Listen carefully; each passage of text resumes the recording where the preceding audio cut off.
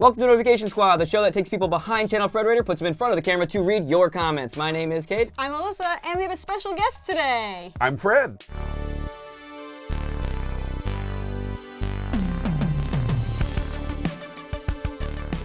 So today's topic of discussion is the future of cartoons. I mean, we know there's a ton of new cartoons coming in 2018. Apolonio, Close Enough. I mean, the list is growing. But, you know, we want to know some perspectives from you as well, like the way they're being developed, how they're just being distributed. I mean, these things are evolving like faster than ever. Oh, it's crazy out there. Nobody knows what's going on.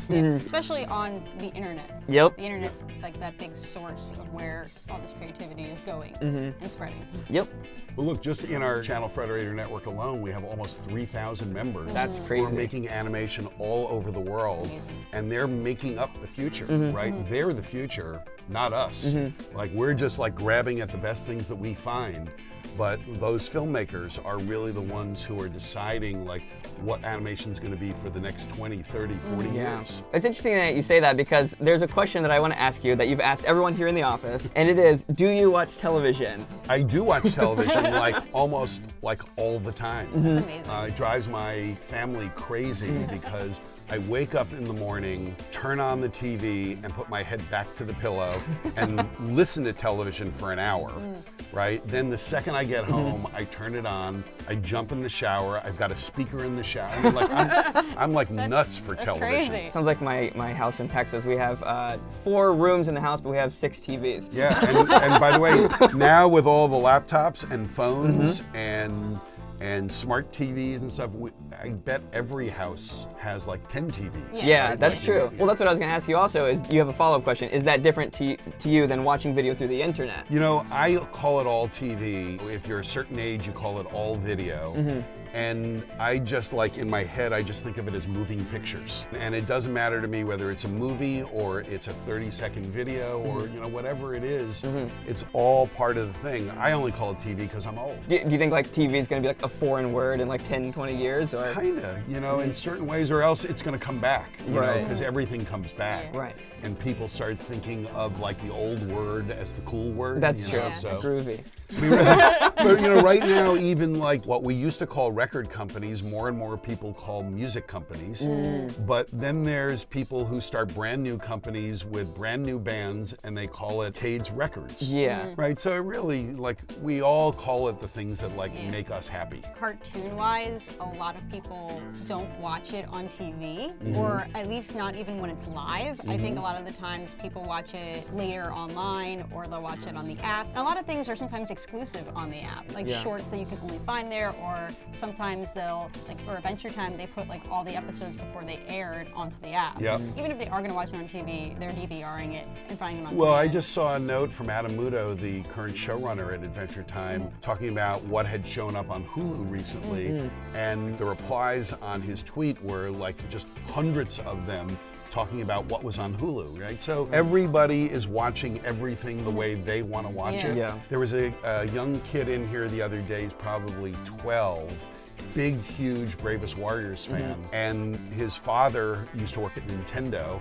and used to distribute Bravest Warriors on the 3DS. Yeah, Right, I see a lot I of those do remember. comments. Right. They're like, anybody ever watch this? Exactly, Yeah. and that's how his son became a fan That's cool. like, of the That's show. amazing. Makes sense. That's very cool. Everywhere. So aside from watching things easily, everybody can make things easily nowadays. You can download a software, you can teach yourself with tutorials, and it's just easier than ever to become an independent creator, or you don't really need a team, or if you have a team, they're in multiple places. Sure. Yeah. So for someone who's had people come to you as pitching an idea or creating something like Butch Hartman and Pendleton Ward, could the next person who makes a big cartoon for TV be someone just from YouTube? Oh, completely. You know, we have a member of our network who started his channel when he was 14.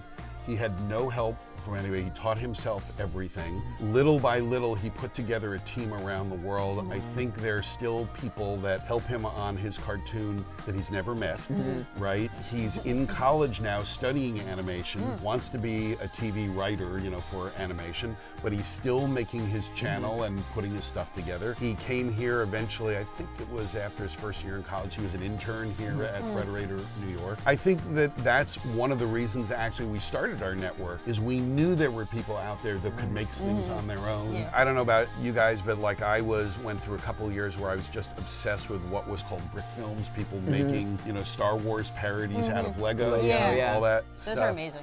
That's possible for everybody, and now there are people in elementary school making their own films and putting them up. I think that one of those people inevitably becomes the next star filmmaker. Speaking of small creators, is there any advice for creators on the internet that you maybe would want to offer?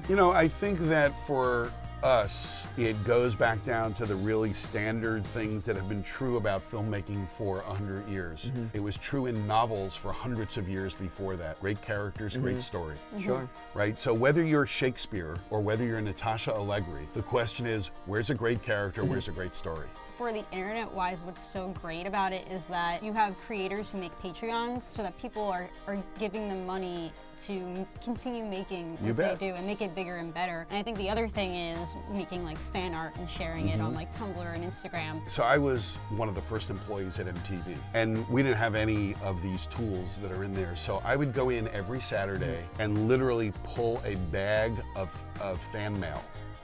Right? And I would just open all this fan mail, and what I was most excited about is how many people in those early days were drawing our logo and drawing their version of our logo. Sure, There that's you cool. go. And that was really exciting to me, not only because I had been involved in the development of that logo, but it actually had been designed by my oldest friend, Right. somebody I'd known since I was 5 years old. And seeing my friend's work right in front with these thousands of fans who had taken the time to physically write a letter, then to design the envelope, right, and draw on the envelope what it was as close to magic in those days as you could get. And now we're getting that every minute, every Instant. hour, It's right? Instant feedback. Have we gotten any fan art of you guys? Have people I given don't us? think we've gotten fan art. I Okay, don't think so. make GIFs. Make GIFs of Cade and Alyssa. Send them in. We will use them. Make Yes. fan art of these guys. Yes. We love that it. has to happen, right? Yeah. Because that's the world that we're in. And those are the people who are proving to us that they want more of what we have. Moving on to our next segment, which is Notification Squad. Alyssa, how do you become a part of the Notification Squad? Well, you go to our channel, you click subscribe if you have it, and then you click the little bell icon that pops up, and then you'll get an email every time we upload a video. Which is every day.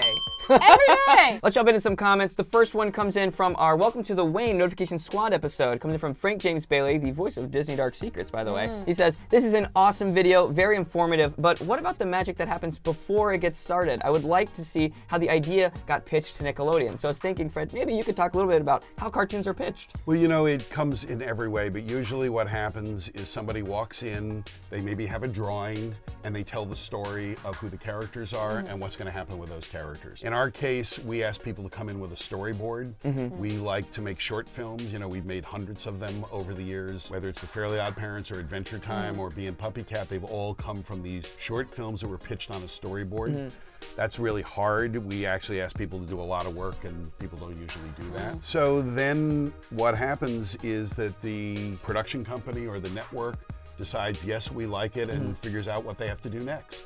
Easier said than done, right? You know what? Everything is easier said than done, I have found. Our next comment is from Maxwell from our 7 Facts About Scooby-Doo on Zombie Island. And they say, honestly, thought no one remembered this movie. Literally my jam when I was 2.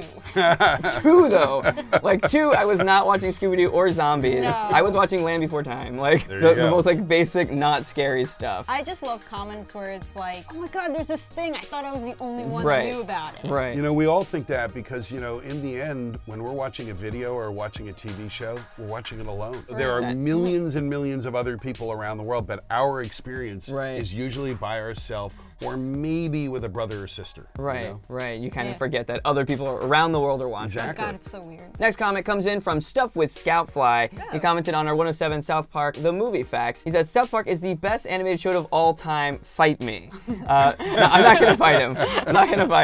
But I just wanted to hear a little bit from you guys. What do you think? Is South Park and The Simpsons and Family Guy, are they going to go on forever? It really seems so, right? Right. And those people just seem to have the energy to just keep going and going doing. Sure. South Park has really like turned into a lucky thing in that they're always keying off of what's going on in the world. True, right. And since the world just seems to get crazier and crazier, they have more and more to do. Yeah.